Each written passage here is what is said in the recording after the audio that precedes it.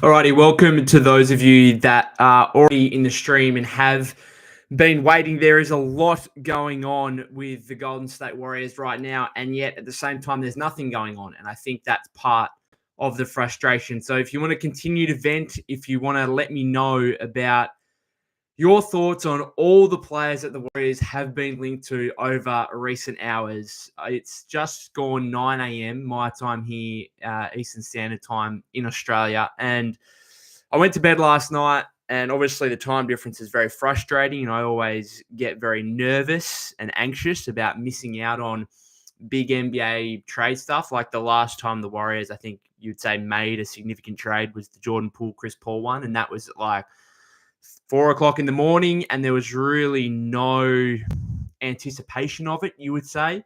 And so therefore I didn't get up for anything necessarily particularly. And I missed it completely. And I woke up a few hours later. So I'm always nervous and anxious about sleeping. But I suppose this time of year leading into the trade deadline, I think certainly on the last day of the trade deadline, I'm definitely going to be up all night and making sure I don't miss anything there. But even the next couple of days, like I'm certainly nervous. And yeah, unfortunately, I set my alarm for 6 a.m. and of course I wake up and I did miss something. Now, it wasn't a trade of such, which is, I suppose, a good thing. But the report from Jake Fisher of the Stein Line here earlier about, what are we at now, 4 or 5 hours ago now, basically, which is a pretty blockbuster one just in terms of reporting. If there's not going to be a trade official as such, then this was pretty big in the way of just reporting what the Warriors are trying to do in the way of not only Kevin Durant and LeBron James separately, but potentially both together. And that would be perhaps even more shocking than the Luka Doncic trade. If we thought that nothing could ever topple that, I think the Warriors getting both KD and LeBron would be just something out of this world, even bigger than the Luka thing. It's not going to happen. It's not going to happen. I don't think the Warriors are going to get either KD or LeBron, let alone both players. But it's certainly interesting, and the desperation here that we're seeing from Golden State is at a level that may be unparalleled in NBA history in terms of, I'm not sure a team has been reported about in this way ever previously. Not that comes to mind, not in this social media age where, we as fans and whatnot are just always constantly looking for the latest on what's happening. And to have the Warriors basically in the last 3 or 4 hours linked to KD, LeBron, we've seen Paolo Banchero, like what? Giannis, of course, has to be in there. We've got LaMelo Ball is in there. Keep listing names for me, guys, because there's been heaps. I think I wrote it down somewhere. Basically, Zion is there, Brandon Ingram. There is just so much going on. Basically, Shams put it this way. He said, the Warriors have basically called up about every all-star in the league. Paul George is another one I've forgotten. There's just so many at this point that it's hard to wrap your head around what is going on. But what I think will go on here is that the Warriors call up, ask about all these players, are really, really desperate, but ultimately don't really get anyone. And that's, I think, as fans, we've probably conditioned ourselves to this point where we've seen the Warriors be fairly desperate, be in significant trade talks and explore trades. This is old stuff for us. We've been through the LeBron thing 12 months ago, albeit that came out after the trade deadline, and we actually didn't kind of know about it in real time, I suppose. But then you had the Paul George stuff, the Larry Markkinen stuff, the Butler stuff going on a little bit here. We've been through this before, and history would tell us that the Warriors don't get stuff done. They just don't. That's what it is at this point. And therefore, I think anything significant would be a pleasant surprise rather than a general expectation. I think if you go into this, we're now less than 72 hours away from the deadline. If you go into this assuming and expecting that the Warriors won't do anything too significant, then you won't be left disappointed. And that's the way I'm viewing it. That's the way I'm going into this. And this is a bit of the frustration, is that like they're clearly trying to do something, but I think as fans, we still question whether that's legitimate or whether that's them trying to save face to then be able to say after the deadline, oh, you know what, we tried something, right? And the issue is like, at least they can point to they're trying right now, but their level of desperation in this reporting from a bunch of different guys, whether it's Anthony Slater just had his one most recently, which did actually raise some optimism. I'll get into that in a sec. But obviously the big one from Jake Fisher. We've had Brett Siegel a little bit as well, like a bunch of different reporting here that basically Shams himself saying the Warriors have called up every All-Star. Like, all this reporting just goes to the desperation of the Warriors. And how does that help you in trade negotiations? It doesn't. Like, your leverage, if teams all of a sudden know you are desperate to land a second starter pair with Steph Curry, like the Warriors might actually do. You know what? They might do something significant over these next 3 days, but there's a really big chance that they pay overs in order to do so. And that a lot of us think, well, you know what? You did actually get a big name, but look what you gave up in order to do so. You look at what the Lakers just did with Luka Doncic, and I literally laughed. I laughed out loud when Nico Harrison was basically giving credit to Rob Pelinka for keeping this anonymous basically over the last month. Like, their conversation started over a month ago, and no one knew about this basically aside from those two. And I found it funny when he's giving credit to Rob Pelinka, and I'm there like, but hang on a second. If Rob Pelinka or anyone leaked that, right? Why would Rob Pelinka leak any of it when all that would happen is that it would get out, everyone would start laughing at you for even considering the possibility of trading Luka Doncic, and then you'd understand and realize how much of an idiot you are, and therefore you wouldn't go through with the trade. So of course Rob Pelinka is going to keep it hush hush and quiet because he knows he's getting a ripper deal and he's getting 25-year-old Luka Doncic. Like, and this is the thing, like the Warriors, I'd prefer just to, like, even yesterday when Stein reported that, they're focusing on other trade pursuits beyond LaVine and Vucevic. I think I would have almost preferred it to stay at that and just to, as a fan, realize, okay, they're trying to do something. I want to know that. But when you start hearing individual names, like they've called about Durant, they've called about LeBron James, they've called about Paolo Banchero, LaMelo Ball, whoever it may be, they're still in on the Jimmy Butler thing, apparently, according to Slater. Again, we'll get into that. Like, when you start hearing all those things and individual names, you understand the level of desperation. I'm not sure how that helps you in any way, shape, or form in negotiations. Like, it just doesn't. And therefore, again, maybe there's a chance the Warriors do something significant, but it could significantly cost them in terms of paying overs, and it could inhibit their future entirely. And I think all of us as fans realize, like, we want a major shakeup. We want something to change, but don't go and make a stupid deal necessarily. Like, I think we're still all, we understand enough, right? We understand the value of players to realize, hey, we do want you to go make a trade and make a deal here and shake up the roster, but don't do it for the sake of necessarily doing it. Like, it's still got to be the right deal, and it can't be paying overs and just doing something for the sake of doing something, right? So anyway, let me get into your comments here. And we'll go from there. There's plenty of stuff still to come up. Orlando says Zach LaVine was a big blow. Yeah, so I did read something today, but I'm not even sure who it was from, which basically reiterated my point from yesterday, which I think is a big point. I wrote about it again for Blue Man Hoop. Like, the Schroeder thing is actually a hindrance. Like, we all thought it was going to be great that the Warriors had this flexibility that they could retrade Schroeder before the deadline.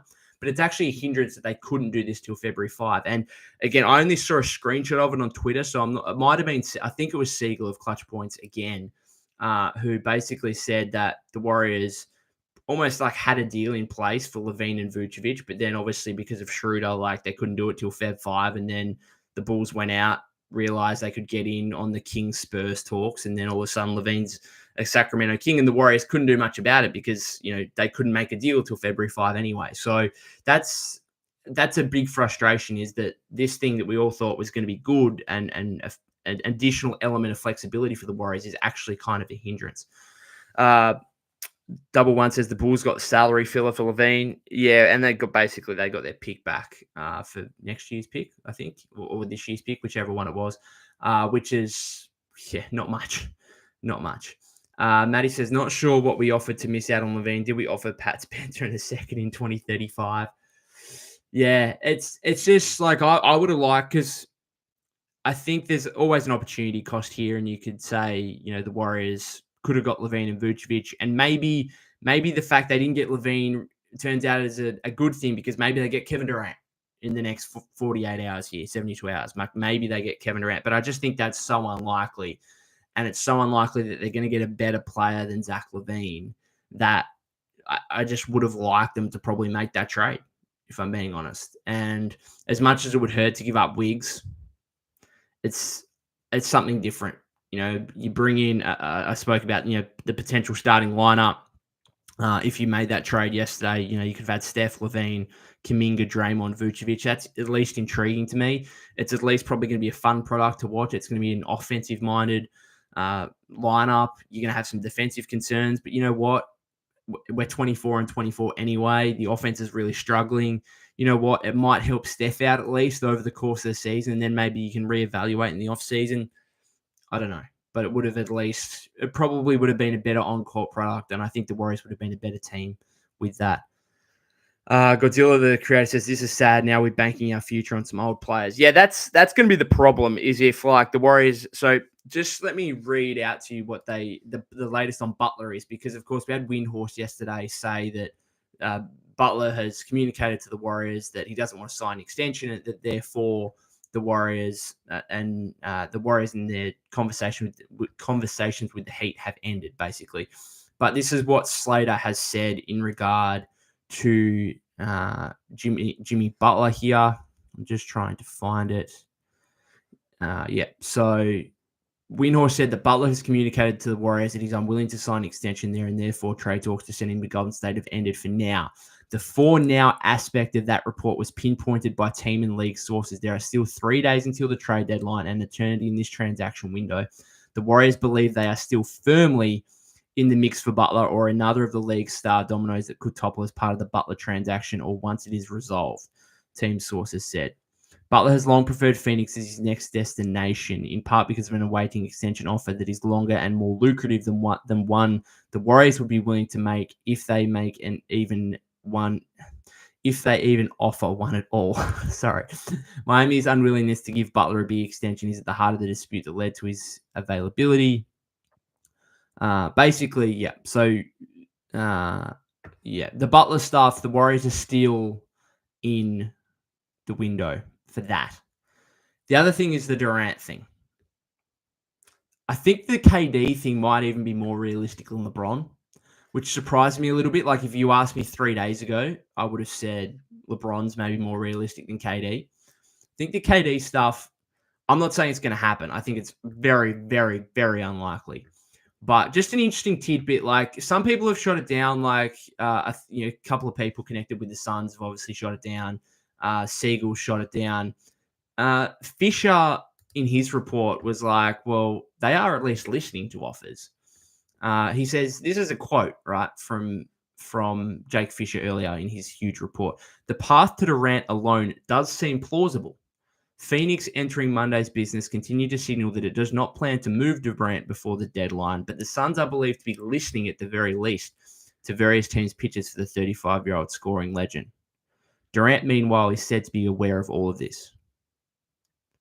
And then the other thing, just to finish off on that, he also said that the Suns, again, this is quote, the Suns do have a level of interest in Jonathan Kuminga, sources said. And then from Slater said, an inability to acquire Butler has many in the league speculating about Durant's future in Phoenix. He hasn't signed a contract extension beyond next season, giving him an extra level of control about his future. So again, the KD stuff, I'm not saying it's going to happen. I think it's very, very unlikely. But what if you're a Warrior fan, which most of you guys in here are, if you're a Warrior fan, the 1 ounce of optimism you'll take from this is that if Steph and KD, I think this conversation would probably have to stem from Steph. And I think he plays a big role in this and probably has to play a bigger role than what maybe he has done in the past. I think if there's any conversation here about a KD reunion to the Warriors, it's that KD officially basically requests a trade to the Warriors. And says to Phoenix, hey, I'm just not going to re-sign him beyond next season. I'm not signing an extension. Okay. That is what we just saw play out with De'Aaron Fox. Okay. De'Aaron Fox, it became, we all became aware a week ago that he was available to be traded and that the Kings were listening to trade talks with him. And then it became quickly known that the San Antonio Spurs were his place that he wants to end up with. And really, you can just imagine that behind the scenes, Rich Paul, Clutch Sports were angling and saying to every other team in the league, look, he's going to be a free agent in 2026 next year. If he doesn't go to the Spurs now, we're just going to wait it out and we're going to go to the Spurs in 2026, right? And therefore, every other team is obviously is just not going to trade for him, and the Spurs end up getting him for a pretty low price. Now, I think the Warriors, I think it's a bit of a different situation than that, because I don't think Phoenix are probably, obviously going to be less willing, I think, to entertain discussions than what the Kings were with Fox. But it's a similar scenario in terms of that's the ammunition Durant has to say, you trade me to the Warriors now, or basically we play this out, I become disruptive. Now, I don't think that's in KD's nature, but we've seen how it's played out with the Butler thing. Like, these things can move quickly, and maybe that's the slight hope here that if KD wants a return to the Warriors, then he does have an element of control that he could push, and his agency, his management could push a trade to the Warriors, and Phoenix could look to try and get a haul for him now rather than, obviously in the last year of his deal where teams are going to be less willing to give up significant assets. So that's the probably, again, a slight level of optimism. Going back to your guys' comments, though. Sai says, trade Curry to the Nuggets and let that man get a ring. Unless we get KD in a stretch big or a traditional center, we ain't doing nothing this season or the forthcoming seasons. You can't trade Steph now. So that's just, it's no point having the conversation right now about trading Steph. That's a conversation for the offseason if we reach that point. Maddie says, if LeBron wants another, he has way more chance with Luka than Steph. No shade to Steph. It's just the truth. Yeah, it depends what the Warriors, probably in for next season and moving forward. Yeah, you're probably right. But it also depends on what the Warriors would have to give up for LeBron. And Maddie says, LaMelo. Yeah, that one makes no sense to me. Godzilla says, I really think no one wants to play for Kerr. It's a growing conversation among fans, I think. And the Draymond thing that I saw a lot of people talk about yesterday. Orlando says, the Warriors too busy trying to get KD and LeBron to pair up with Steph. I forgot. And Paul George. Yeah, PG, I know they were interested in the offseason, but surely you've seen his play this season, his injury stuff going on, the fact he's on a huge contract, and you've just, I don't know how you could talk yourself into that. Kendra Andrews. The Valkyries announced they've officially signed free agent Monique Billings after selecting her in the expansion draft back in December. Okay, cool. I'm looking forward to following the Valkyries, but I'm not a WNBA fan at this stage. But hopefully I get into it now that Golden State has their own team. So I says, I hate the fact that Bron will get his fifth before he retires with Steph. If this saga continues in Golden State, isn't going to get another. Sham says, other than KD, we haven't really got shit done. Roy P says, at this point, I just want something to happen. Godzilla says, at this point, trade Steph and Draymond for draft capital. Again, you can't. It's a conversation for the offseason. You might trade Draymond, but if you trade Draymond at this point, I think it's to get Durant or get someone else. Sham says, LeBron ain't going to win his fifth with Luka. Both of them are going to get exposed on defense unless the refs give them 1 million for free throws. Adam Silver was the real GM for the Lakers getting Luka. I was listening or watching NBA Today a couple of hours ago, and I found a really interesting point how Windhorst said how Nico Harrison is really close with Rob Pelinka and Jeannie Buss and all the Lakers brass. And I was like, what? There's going to be something that comes out. I'm a conspiracy theorist. I love a good conspiracy theory. And the more I think about it, the more I'm like, that guy's working undercover, isn't he? That guy is working undercover because it just makes sense, because you could see in the press conference yesterday, Jason Kidd look like a guy that was just there thinking, what the hell have we just done? And then when it was told that Jason Kidd didn't even know about it, that just alarm bells for me. Alarm bells. Like, you think of all the stuff the Warriors are doing right now, you'd have to imagine like Steph Curry, Steve Kerr, they are across everything the Warriors could potentially be doing right now. They'd have to be. And so for Nico Harrison to trade the franchise player in Luka Doncic and not tell Jason Kidd, the head coach, about it, that, like, what? What is going on? That's so when you say Adam Silver was the real GM for the Lakers, I think Nico Harrison, again, I'm a conspiracy theorist. There's something going on there. It's very, very weird. Godzilla says, to me, the trade should have been vetoed. All teams should get same chance of going after a player. No one but Dallas, and the Lakers knew Luka was up for trade. Douglas says, this front office looks pathetic as hell. Yeah. That's what it looks like right now. They've got 3 days to do something. They can turn it around. It's not over. A lot of people are saying it's over. You've still got to have some hope while there's time still left. But as things currently stand, it's looking more and more disastrous. So I says they can easily make a trade for Mark Williams or Walker Kessler and Colin Sexton. Look, what's Mark Williams or Walker Kessler and Colin Sexton really doing for me? It's just so underwhelming when you're seeing all these star players get thrown around. Sham says, if Golden State gets a major big name player, Adam Silver is going to veto the trade because he despises us for beating LeBron. Daily Meditation says LeBron isn't leaving. Elena says, I hope they could pull off a Miles Turner and Aaron Nesmith deal. That would help us. That would make us a lot better on both sides of the ball. Yeah, I wouldn't mind that. Miles Turner's like, that'd be good. That Miles Turner would be good. It would be, even at this point, like if you told me 3 days ago you're trading for Miles Turner, I'd be like, before the deadline, I'd be like, whoa, how good, amazing. And now I'm like, yeah, I saw Luka and AD get traded and Fox and LaVine, and yeah, like it's still, even Miles Turner feels a little bit underwhelming.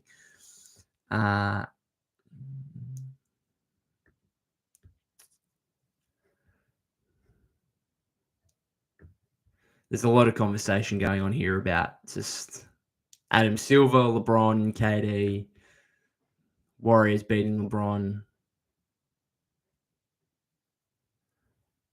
Douglas says the Warriors front office is full of BS. That's the thing right now. Like, how much do you actually read into? Are they just like, it's not the only thing I would say is it's not really in their best interest, right, to leak themselves that they have interest in Durant and LeBron. Now, again, maybe it's in their best interest because at least they're trying to tell their fans basically that we're trying to do something. But then at the same time, it's like, well, that just ruins your trade negotiations. So what's the point? Well, Lenna says, I'm always going to remain optimistic. Everything has a price. Douglas says, if the Warriors get rid of Kuminga and Wiggins to get Durant, all we're doing is trying to recreate the KD Warriors, except Steph, Kane, Draymond are all older and injury prone. No Iggy or Livingston. I do wonder where it gets you. I do wonder where. So the thing to me is there any way Phoenix actually considers this, where Phoenix are like, okay, we think we're going to, like, we might lose KD in a year. Let's get Butler and a heap of stuff for Durant. And that's why I'm thinking, like, instead of trading Beal, obviously Beal's got the no trade clause. He's just made it known he doesn't want to go anywhere. So do we trade Durant, basically get Butler back and get a heap of other stuff? And maybe it's like a multi-team trade where maybe Wiggins goes to Toronto and Bruce Brown goes to Miami and all the other as like big salary pieces. Butler goes to Phoenix, KD goes to Golden State. I don't know. Again, maybe if I don't even think they would, unless Durant was like, no, I really want to go to Golden State. And then if that was I don't even know why he would. Why would Kevin Durant want to come to the Warriors right now? I actually don't know why he would. I'd rather stay in Phoenix with Devin Booker, who's like, I don't know. I suppose you'd still argue that Steph's better than Booker, but they still could end up with Butler. Like if I'm Durant, I'd still rather play with Butler and Booker than Steph and Draymond. I think. It's not worth me moving anyway. Let's put it that way. Orlando says LeBron always try to create super teams everywhere he goes. I don't blame Golden State for going after KD. Matty says even with Durant, I'm not sure we are good enough, especially if that means parting ways with Wiggins and Kuminga.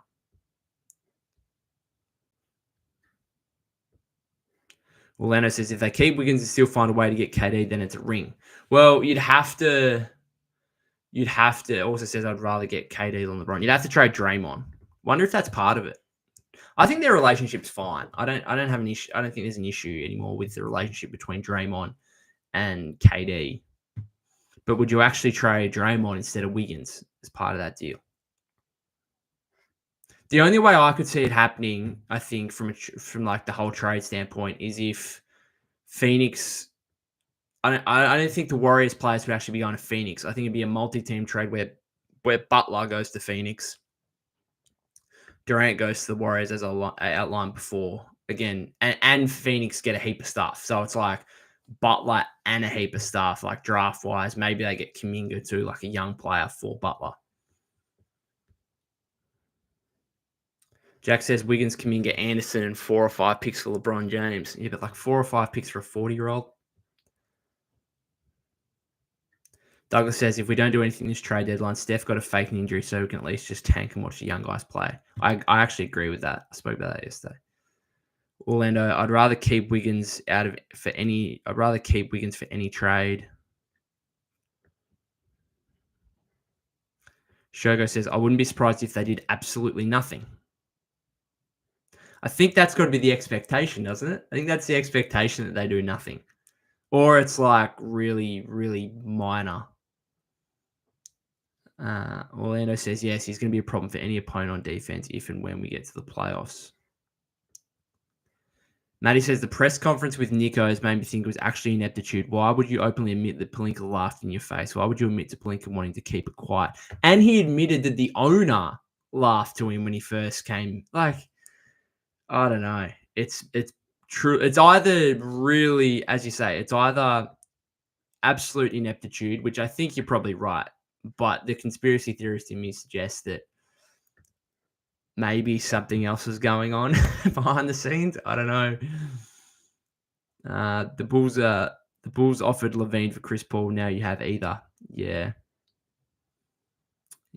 Peter Jennings says that Shams report made the Warriors look super desperate. Are there any reports out there explaining why they didn't get LaVine? Let me look at the Brett Siegel one. I'm pretty sure was the one that mentioned.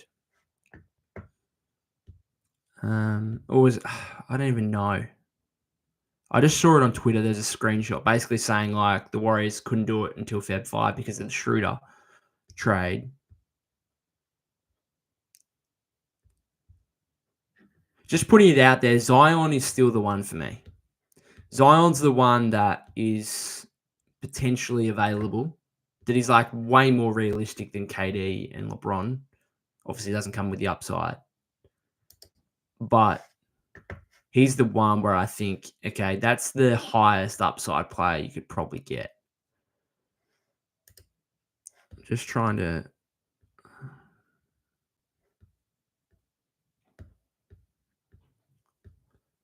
Let me just see if any of this LaVine stuff is with...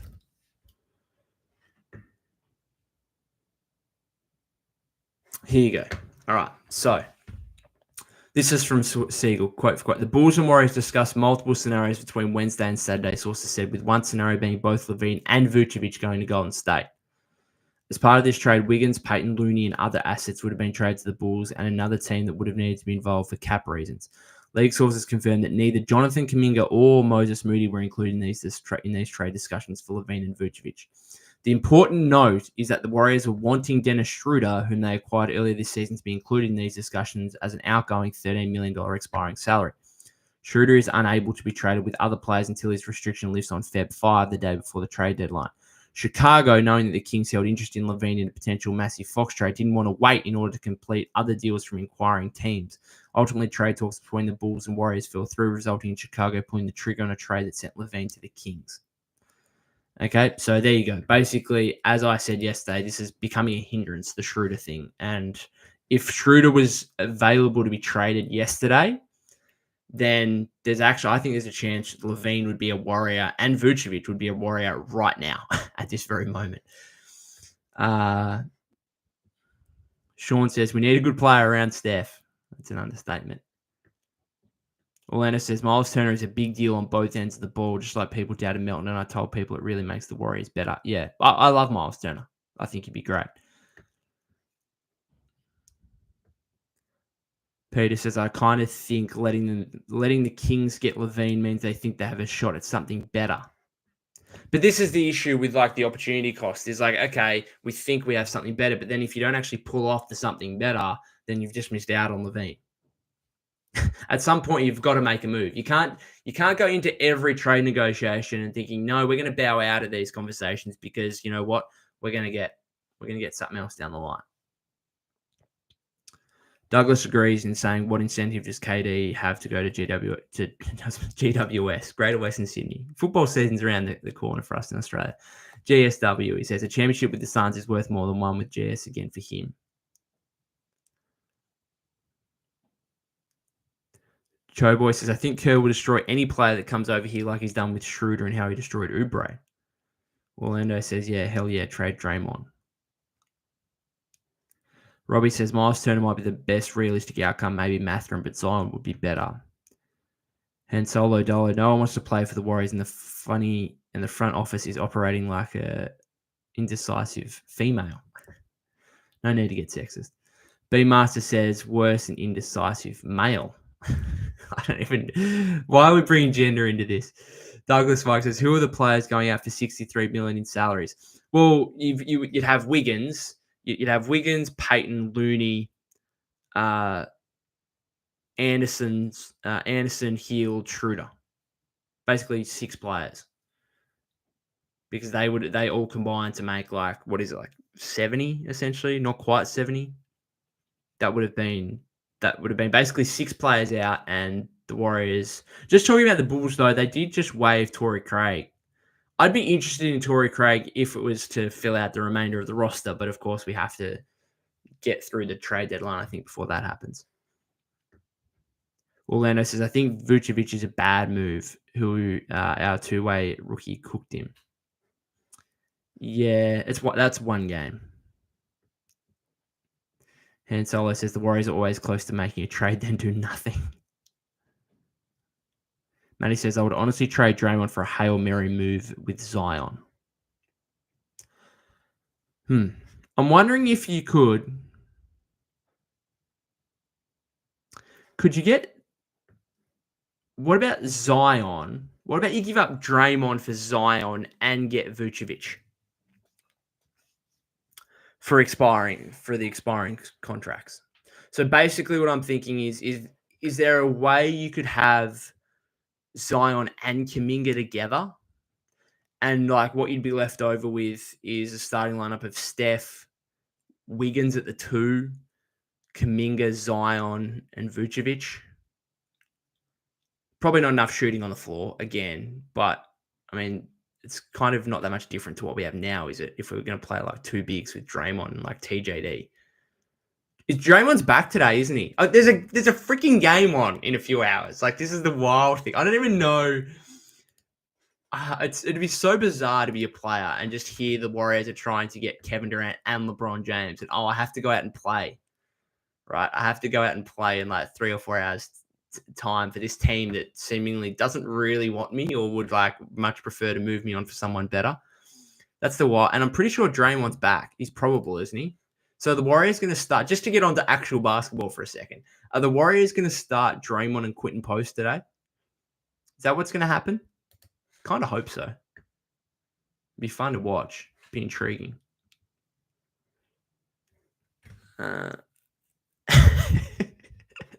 Robbie says, Curry to Dunleavy, what you cooking up? Dunleavy responds with nothing. Jacoby says Vucevic is the safest move you can go after for sure. Well, he's the safest because there'd be no risk. Like, I actually think I think Chicago have actually worsened. Like, if the Warriors come back to the Bulls about Vucevic, right? I think Chicago have worsened their trade standpoint because they look at what they just got for LaVine. Like, they got bugger all. And they're also, by trading LaVine, they're telling everyone, yeah, we're actually ready to go full on rebuild. And so surely the Warriors are like, you just traded LaVine for like your own first round pick back, and that was all. He's worth way more than Vucevic. Why are we going to give up a first round pick for Vucevic? In fact, I'm very confident, if nothing else, like surely the Warriors can go to the Bulls and say, here's the expiring contracts and like the 2 second round picks we own. Let's do it. Okay. And surely that just gets done at this point. Surely. Who knows? Maybe I shouldn't have that expectation.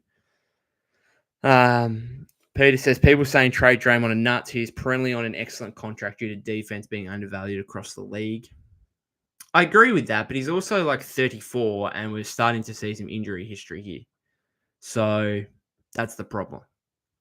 I think if you could move him for a 25-year-old Zion, again, he's got even more injury problems. But if the Warriors can try and go, I think ideally for the Warriors, it would be a case of trying to continue your 2 timeline approach while also getting better. Like, look what the Lakers just did by getting Luka. Now, the Warriors aren't going to be able to make a move like that, but that's why I was kind of pushing for Zion in yesterday's stream, is because he's the same age as Luka. I'm not saying he's Luka, but he has that kind of high upside ability to be the face of your franchise. And maybe things turn around for him in a new spot, on a new team, in a new location, new management. I don't know. Jacob says no one is thinking of actual games. Peter says he's also top 5 all-time in NBA history as a playoff performer across rebounds, assists, steals, and blocks. But the issue is, like, you can't look at the past. And that's the thing. Now, you just can't. Because if people looked at the past, like Nico Harrison would have said, oh, Luka Doncic just led us to the NBA Finals literally 6 months ago. Like, not even that long ago. And yet he still traded him. So you can't look at the past. Well, then it says, get Torrey Craig 1 second round. You can go sign Torrey Craig. He got bought out. Mike Scotto of Hoops Hype reported in the last hour. Him and Duarte both bought out in order to bring in Kevin Huerter, Zach Collins, and Trey Jones in that LaVine trade. So Torrey Craig can be signed for a minimum. You don't even have to give up anything. Hansel says, we could have had Zach LaVine for CP3. The front office said no. Feels the same way as when they traded GP2, then doubled back and traded for him. Yeah. Good point. Jacoby says a sleeper trade might be Bruce Brown. I don't want Bruce Brown. There's no. That's the last person. He just doesn't. He's like another 6'4" guard. Yeah, he plays some defense, but he's undersized. He can't really shoot. I don't know what he does for the Warriors. What about Joel Embiid and KD to the Warriors and give up everyone except Curry? I don't think I want part of the Embiid business. I'd rather take a risk. If we're going to take a risk on an injury-prone guy, I'm taking the risk on Zion because he's just so much younger and he's on less of a contract. Lucky says, hope Mike Dunleavy Jr. does something for once in heck's sake. All right, watch goes off. Cool, Mark Stein. The Mavericks are listing newly acquired Anthony Davis and Max Christie as questionable for Tuesday's game in Philadelphia. Hopefully they play. I love one of the best parts is obviously the trade conversation stuff is great, but actually seeing the players on their new teams is exciting.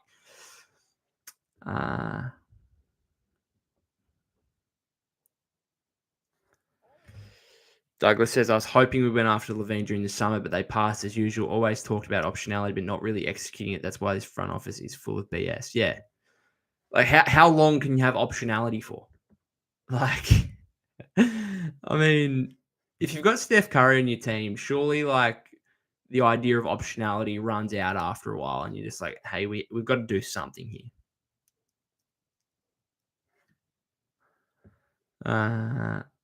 KM says the Warriors just saving up for an actual superstar and holding on to every asset.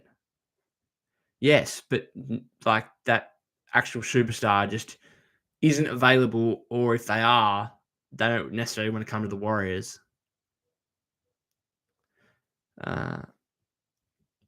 Pirtle or Turner are great trade opportunities. I don't want Yak or Pirtle. That'd be so underwhelming. What about Joker to the Warriors? I'm sure the Warriors are probably called up. Matty says, given the current market, we could maybe get Jokic for Gee in a first. Lena says, the Warriors are hoping Giannis can be available next season. We've been hearing that for years. And like nothing has come of it. So, I don't know. All I can say is I'm glad I'm not a Mavs fan, let's put it that way, because they are having an absolute meltdown, and I think rightly so over there. How about Kendrick Perkins 4 hours ago? I think the Warriors are cooking up something powerful. Don't get our hopes up, Perk. Don't get our hopes up.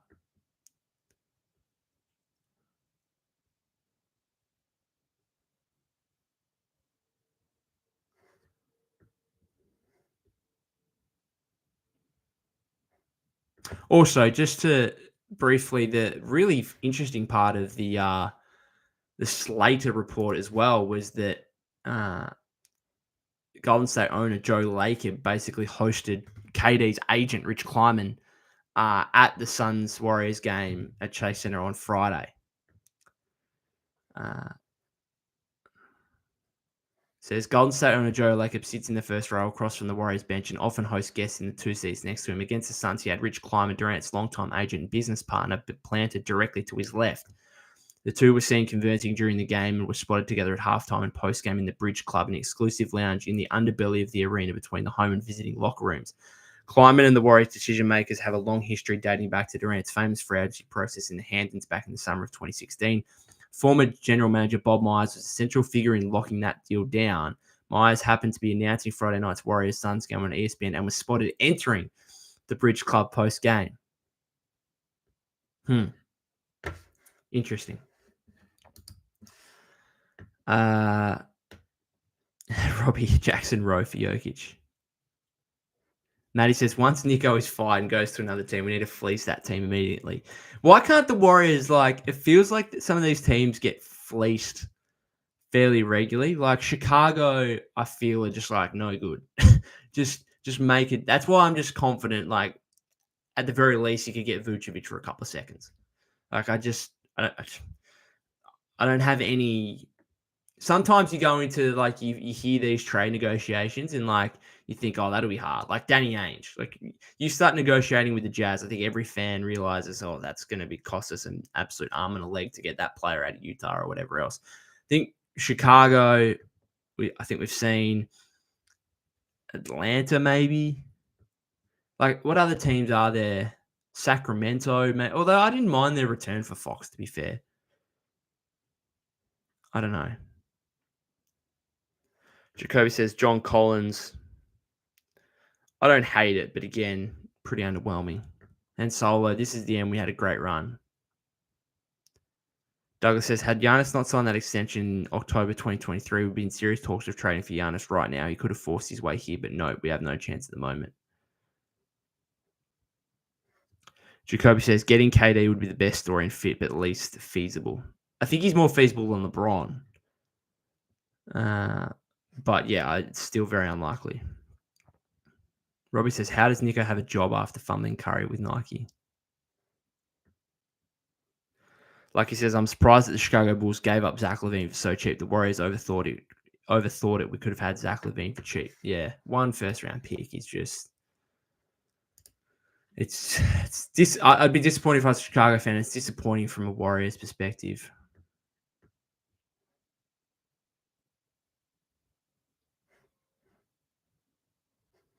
Brett Siegel, 49 minutes ago. The Warriors felt no contact with the Hornets regarding LaMelo Ball.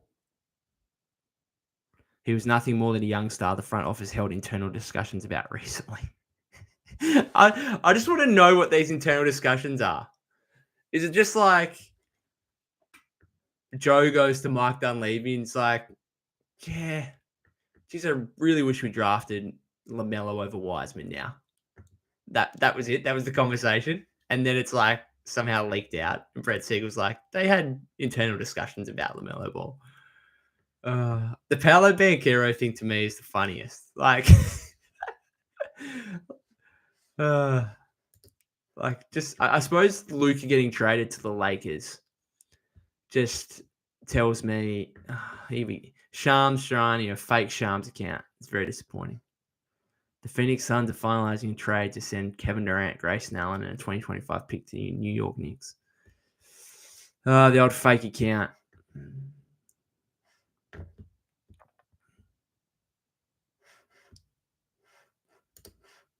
think I might finish it up. Bit of AFL news for Australians out there. The AFL has reaffirmed that it won't be introducing a mid-season trade period in 2025.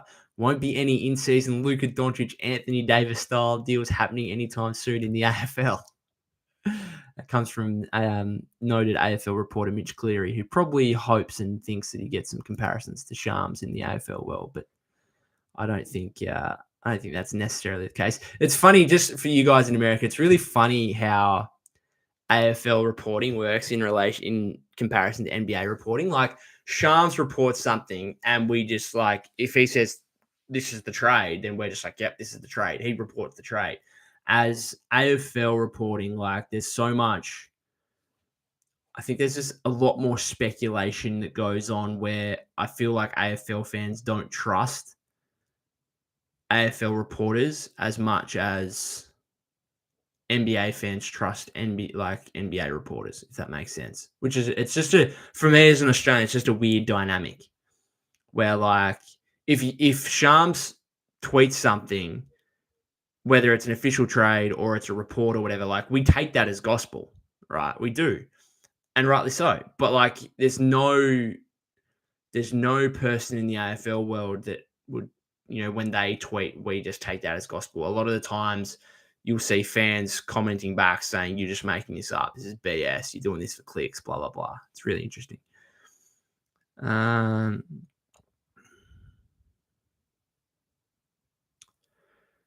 There, Ian says, the Bulls are no longer desperate at this point, so why not get Vooch for 2 second-rounders?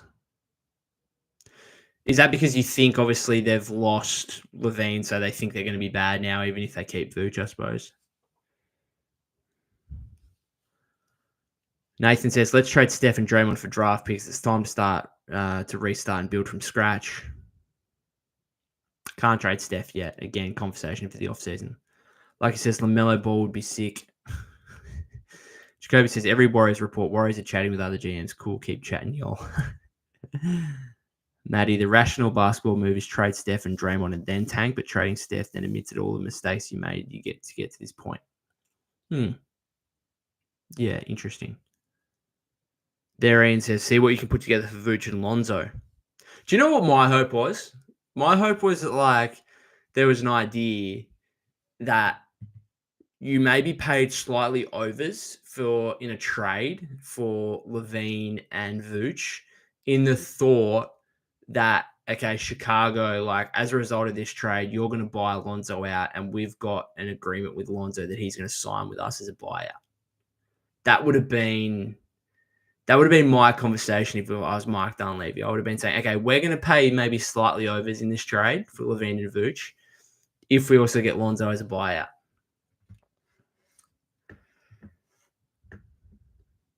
Han Solo says GMs don't want to help the Warriors after the light years ahead comments. Yeah, I think Joe might have really, really hampered himself with that comment. Like he says, I think that the Warriors should realistically pursue Zion because it seems that the New Orleans Pelicans don't really want him anymore. Maybe Zion just needs a fresh start. I know, again, how much you want to read into Brett Siegel. You go for your life. But it was at least interesting, it must be said, that he wrote this. I'm sorry, I'm just trying to find it.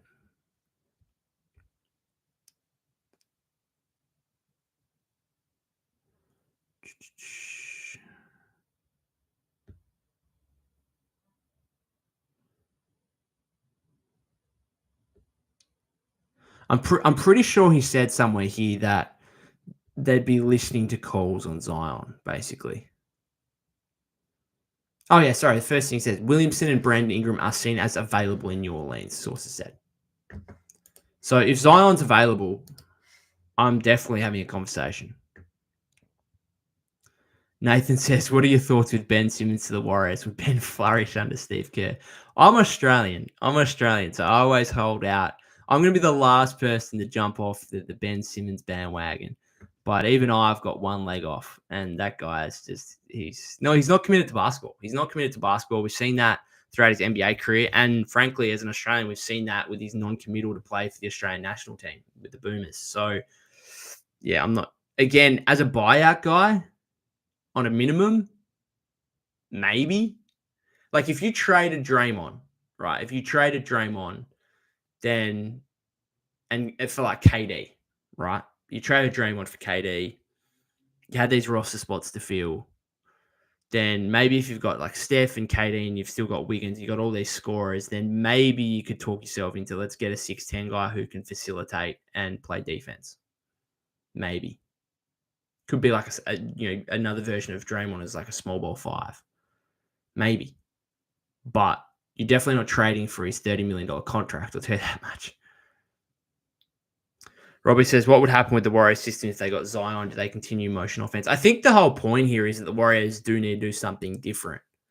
And I think if you got someone, even if you got someone who doesn't necessarily align with the Warriors' current motion offense, as you say, or their system in general, I think trying to incorporate something different is probably important. And so it says Warriors don't need Ben Simmons. They already have TJ who can't shoot or finish at the rim.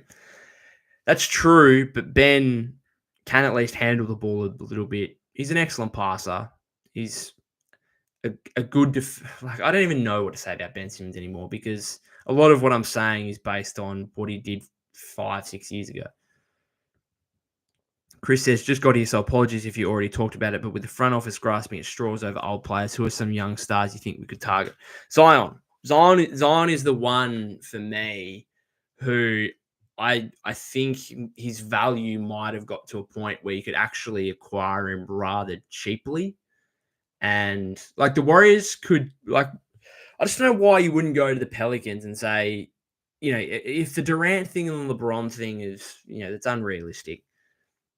Why wouldn't you go to the Pelicans and say, you know what, here's our expiring contracts. Okay, you've got no committed money here, basically.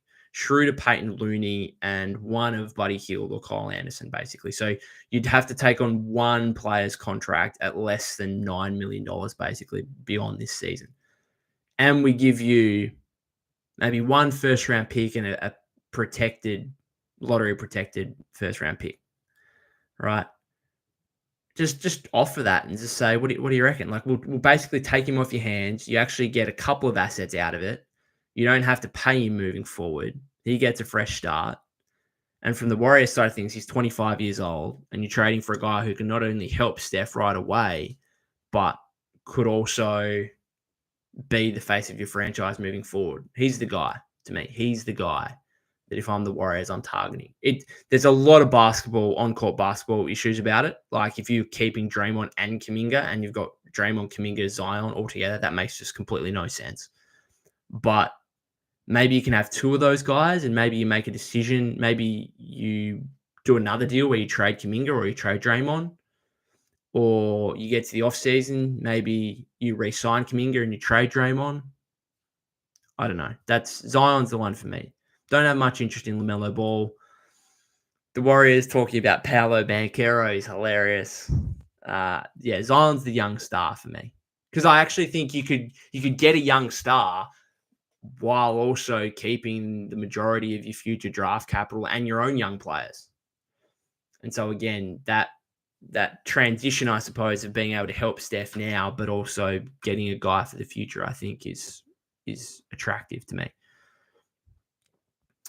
New Jersey says the problem is that Zion gets injured way too much.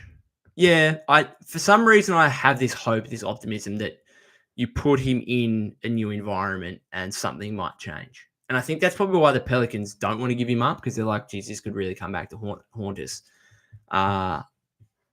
Robbie says Pelicans are going to want pods and Dunleavy's going to run out the room. I'd give up pods, I think. I actually would give up pods for Zion. So if you told me if you went to the Pelicans, what would you do it? Would you do it if the Pelicans came to you and said, okay, we'll give you Zion Williamson. We will take Dennis Schroeder, Kevon Looney, Gary Payton II, Buddy Hield, but we want Brandon Pajemski as well. Okay, and we'll give you Zion and like Javonte Green and Daniel Tice or something. I don't even know if the math works. I think it's about right. Would you do it?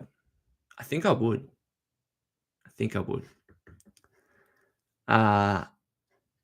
Anthony says trade Wiggins in that deal. Are you talking about the Zion one? Because I wouldn't trade Wiggins for Zion because then I'm left with. I think you need Wiggins almost more than ever if you got Zion because you need that wing 3-and-D guy. Chris says, I don't know about you, but at this point, I don't think anyone over the age of 25 on this roster is untouchable. I agree on Zion at this point. Do what the Lakers did and prioritize the future.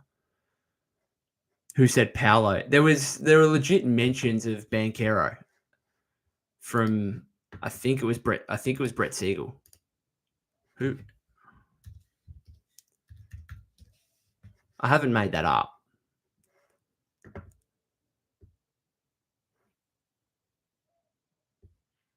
Someone's like, Warriors saw Luka got traded and now thinking about LaMelo and Paolo. I'm dying, dude.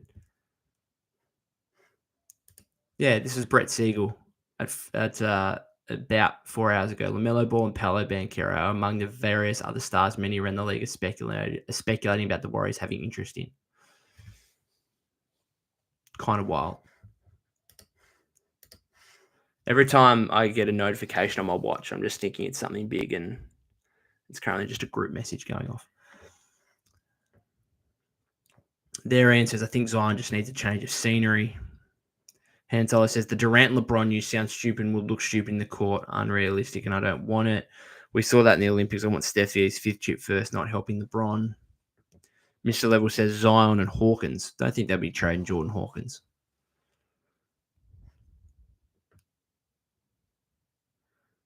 Chris says, if we can keep our first round pick this year, trade pods, there are like 10 great potential league guards available. Do you know what you could do? This would be insane. You could actually trade for Zion, right? And maybe you give up pods or you give up a couple of future first round picks. But don't trade your 2025 first. And then just tank the rest of the year. Just say, Steph, you're resting the rest of the year. Zion, you're resting the rest of the year. We're going to come back next season. We're going to have Steph, Zion. We're going to hope we might get a top 10 pick in this draft. We might still have like Wiggins, like one of Draymond or Kuminga maybe. That'd be a wild plan, but I wouldn't actually hate that. Peace and Pocket says, I bet Pelicans would be interested in Kuminga plus draft picks. Do they want to pay Kuminga, though? I think that'd be the question mark. I think they'd be more interested in pods. Robbie says the Zion plus Kuminga slashing would be fun. Yeah, that's why I was kind of considering before, could you trade Draymond for Zion and almost get Vucevic as well? And then you're left with like Steph, Wiggins, Kuminga, Zion, and Vucevic. Again, it's not spectacular, but it's something different. FTW Clan says Zion is nowhere near enough to make us contenders. Yeah, I don't think it's about contender. I don't think it's about contending though, necessarily. Like you just want to be better. Like could Zion help you be a playoff team? Yeah. And then also, does he help you bridge past the Steph Curry era? Yeah. Anthony says Wiggins is holding Kuminga back. Interesting. What about Herb Jones? Sounds like the Pelicans don't want to give up Herb Jones. But Mr. Level says I would trade Wiggins if we were getting back Herb Jones. Possibly, but I'm not sure the Pelicans are doing that. Lucky Jelly says I would rather trade Draymond and others for Zion than Wiggins because they both do defense, but Draymond doesn't score. Yeah, I agree with you. I think Wiggins would be a priority to keep out of a Zion trade. Tyler says, I'm done with double agent Draymond. They need to trade him. Chris says, I just think if Zion is a target, Steph, Lacob, and Dunleavy have to be willing to part with Kerr. The guy just isn't a coach built to develop players. I mean, I don't think you even need to develop Zion too much at this point. Like, Zion's numbers are stupid. Like, they really are. The number of games he plays is also stupid. Like, he just doesn't play. So that's a problem. But look, this is his career averages, for goodness sake. 24.6 points a game, 6.6 rebounds, 4.2 assists, a steal a game. He shoots 58.7% from the floor. He gets to the free throw line 8 times a game. Like, when you say, like, Steve doesn't develop talent, you don't need to develop Zion Williamson. He averages 25 points a game in his career. Now, maybe like developing Steve Kerr's system, and if you want to question that and whether the Warriors would need a new coach, I suppose, to try and be able to utilize Zion Williamson better, then okay, yeah, maybe you got a point. Anthony says Wiggins is wishy-washy. He shows up every 3 games. Johnny says Herd Bulls didn't want to wait on the Warriors. Yeah, I spoke about that a couple of times now. Just hindered by the Schroeder move. I'm telling you. It's no longer a sign of flexibility. It's genuinely hindering them.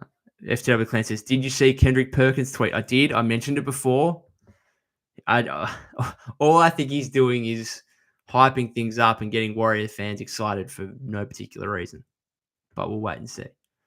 Han Solo, if the front office doesn't make any trades, I have a feeling Curry retires next season. Well, he signed an extension during the offseason, so I doubt it. Steve says Kerr and Steph are complicit for where this team is.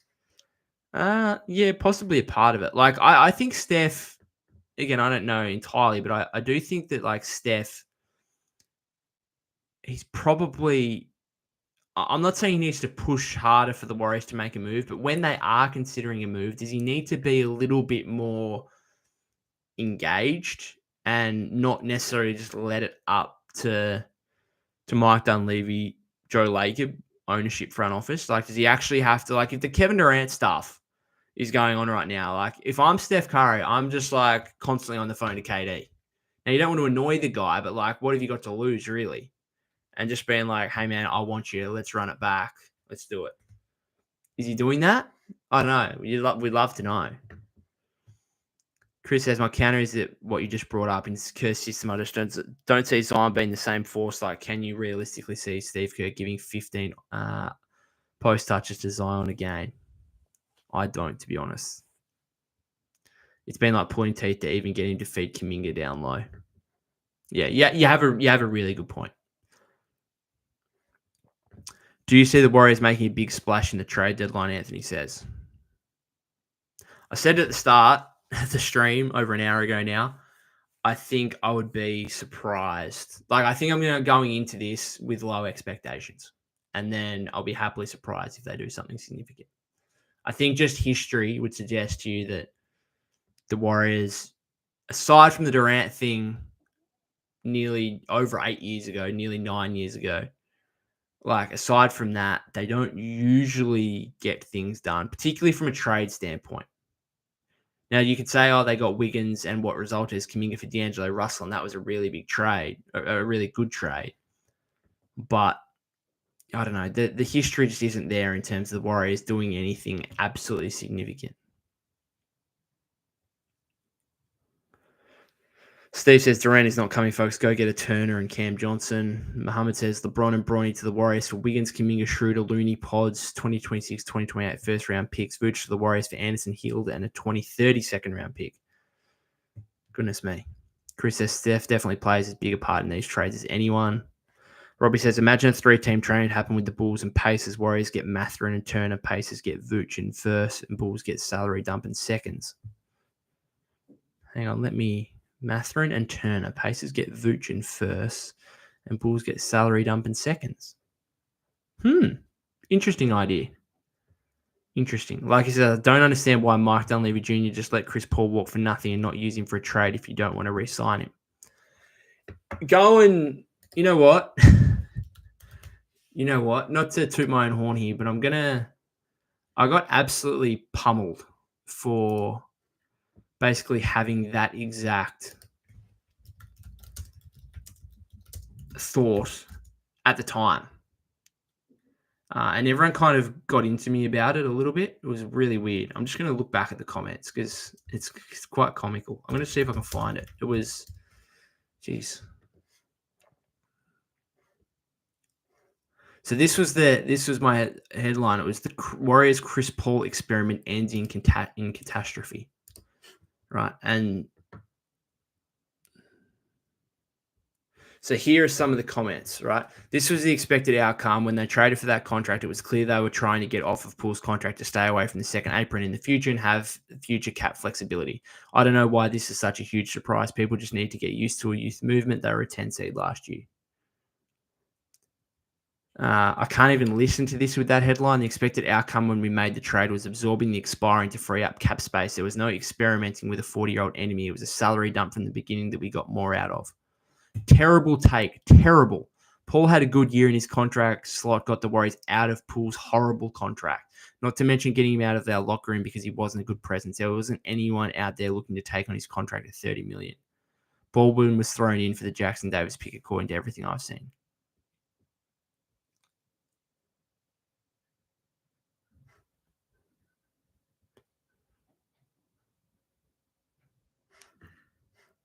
Anyway, yeah, a lot of people were basically, negative to me in that.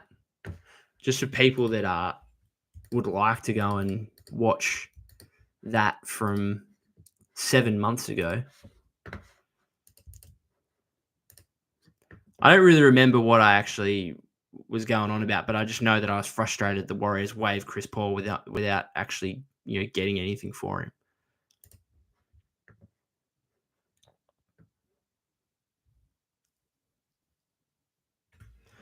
Chris says, I don't know if you listened much to 95.7. Said earlier today, this team is becoming the San Francisco Giants as far as lack of a lure for big name free agents. Yeah, I've seen that comparison being made on the timeline a little bit on the on X/Twitter. I'm not a huge baseball guy. I don't mind watching it. I understand baseball, but I don't really know the ins and outs of it, so I can't really comment too much on that comparison. Muhammad says starters Steph, Moody, LeBron, Draymond, Vooch, bench Spencer, Bronny. Bronny, our backup point guard. Hello. GP2, Waters, Gee, TJD, and Post. Interesting. Steve says, my hope is that next season we can have a new coach for Curry. Well, if they want to do that, they're going to have to pay Steve out $17, $18 million. Steve says, Draymond should have been moved when he actually has value, friendship, and winning chips. Does not mix. Anthony says, when Melton got hurt this season, went in the toilet. Biscando says, Warriors are on desperation mode. Yeah, I've said it earlier. I don't think there's a team in the league ever that's been more desperate than the Warriors are right now in the 3 days leading up before the deadline. Biscando says, could we get Miles Turner and some other shooting guard? Well, someone has mentioned with the Pacers we had to mention before with sorry, I'm just flicking back through to see who said that. Robbie said 3-team trade, Warriors get Mathurin and Turner. Well, there's your shooting guard and your center. And then also Neesmith is a possible option, I suppose, at the Pacers.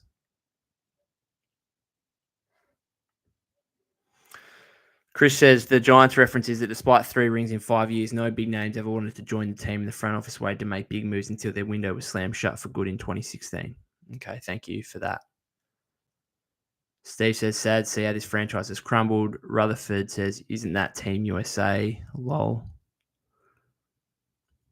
Chris says, Mathurin would be a huge get. I want that.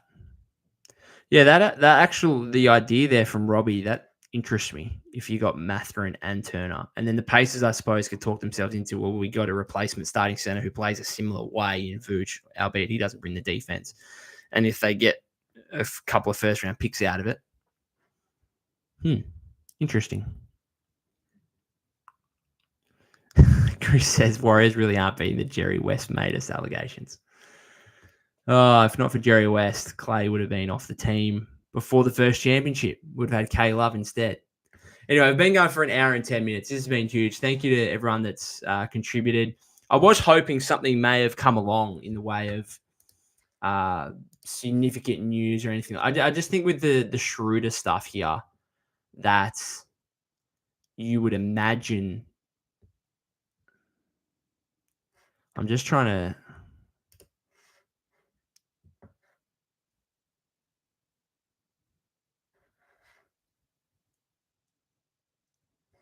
Sorry, I'm just having a look through Twitter, see if there's anything more relevant.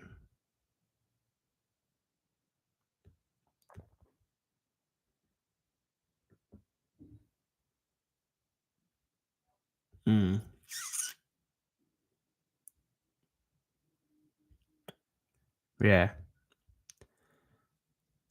Anyway, we're gonna wait and see what happens here. But I still think, as I was about to say before, I think the Schroeder stuff tells me that the Warriors probably aren't going to make a trade till at least 24 hours before the deadline, or in the final 24 hours before the deadline, I should say, because Schroeder's going to be included in most deals, and he can't be until Feb 5. So it's simple as that.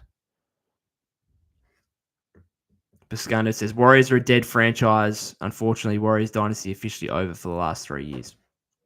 All right, I'm going to finish it up on that absolute huge bit of pessimism from Biscando there. FTW Clan says, what did I miss with Schroeder? Well, he can't be traded till Feb 5, and he's going to be likely involved in any trade. And so, therefore, it sounds like with the LaVine one, that kind of fell over because the Warriors had to wait, and therefore the Kings had time to go out and the Bulls had time to go out and make a deal with the Kings and the Spurs. Watch GP2 and Looney drop 30 each tonight. Yeah. I'm not going to be back for a post-game live because I've just done this for an hour and I've actually got to go out for dinner after the game. I don't think anything major is going to necessarily happen directly after the game, although we never know. Warriors play the Magic. I just don't think we're going to win. I always find it really difficult to comprehend how players can compartmentalize all this trade stuff and go out and play. And I have no faith in the Warriors playing well as a result of that. And just based on the fact they haven't played well for like 3 months. So what's the hope? Fingers crossed we can get a win, though. You can check out all my post-game coverage over on bluemanhoop.com. Who knows? With the way that everything's been going here in the past 24, 48 hours, I'll probably be back for another live stream tomorrow. We will wait and see. Otherwise, if there's... Or a podcast episode, one or the other, but it's probably going to be coming your way. All right. Thanks again to everyone that's contributed to this. If you're watching on replay, thank you very much for tuning in. If you're listening via the podcast feed, much appreciated. Let's hope the Warriors can get a win over the Magic later on. Thanks again, guys.